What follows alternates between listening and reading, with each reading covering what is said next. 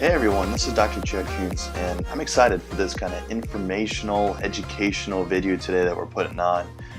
I think there's a lot more insight on as to whether MRIs and exactly what we're seeing on X-rays and MRIs and really how valid those are in terms of being truly designated as pain generators, or really how concerned we need to be.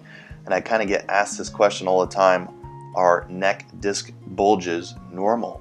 So I want to kind of break down this chart. I want to give a quick shout out to Adam Meekins, the sports physio. This is his infographic, and I think it's really well done. So we're going to kind of break down this graphic and then use the anatomy model to kind of break things down. So first and foremost, for those of you that aren't quite sure even what a neck disc bulge means, so we're going to zoom in into the neck. We're just taking a side view or lateral view. We're going to zoom in right into the disc here, okay? So there's 7 vertebrae in the thoracic spine.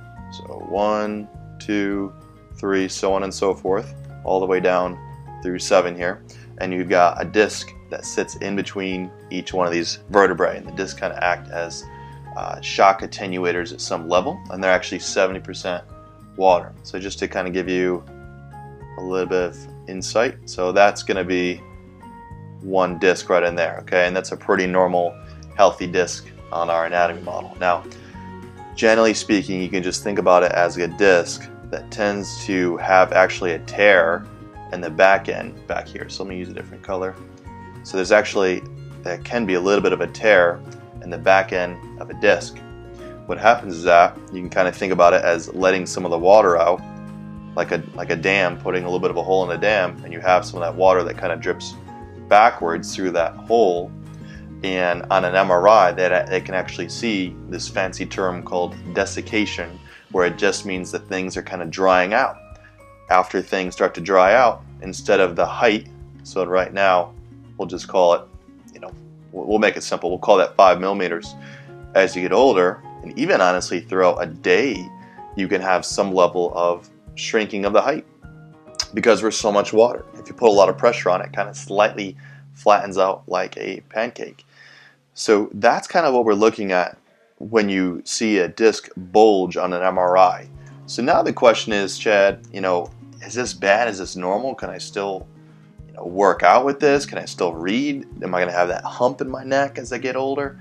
So that's where this really well done infographic takes place. So this discusses the percentage of neck disc bulges seen on an MRI, okay, not an X-ray. Not an X-ray, an MRI, which is a gold standard for soft tissue, for soft tissues as well as disc bulges. And they have a really nice sample size here. So over 1,200 people, by the way, who have a normal and healthy, pain-free subjects. Let me just circle that again. So these are 1,200 normal, pain-free subjects per this study. I'm going to butcher this name, but Nakashima et al. In spine. This list was done about 4 years ago, but super still relevant. Okay, so I'm not a fun reader of graphs, and I know we haven't been in math school or science in a long time. So let's break down this graph. So this is 0% down here and 100%.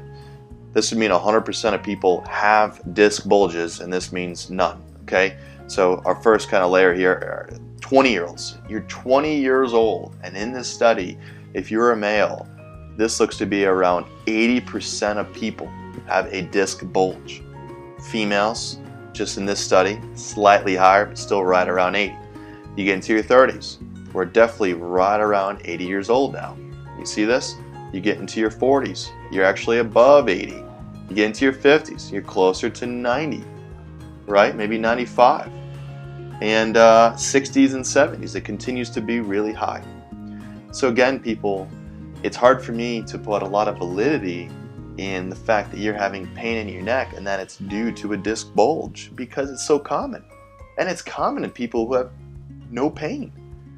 So that's why for me, if we go back to the anatomy model here, that's why for me it's not necessarily as concerned about the disc bulge itself.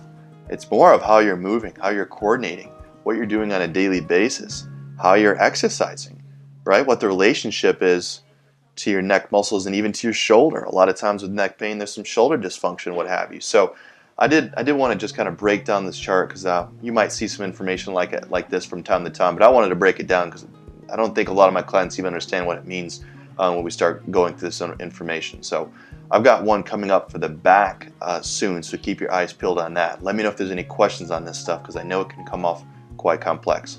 Thank you guys so much.